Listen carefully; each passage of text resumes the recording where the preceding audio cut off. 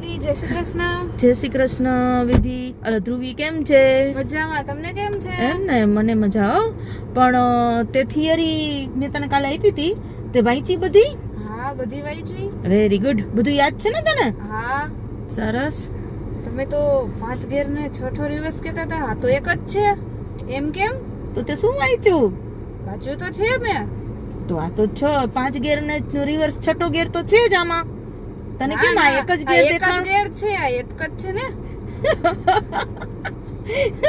ધ્રુવી જો, આ જ ગેરમાં 5 ગેર પડે અને 6 રિવર્સ ગેર પડે. તો શું કરવાનું?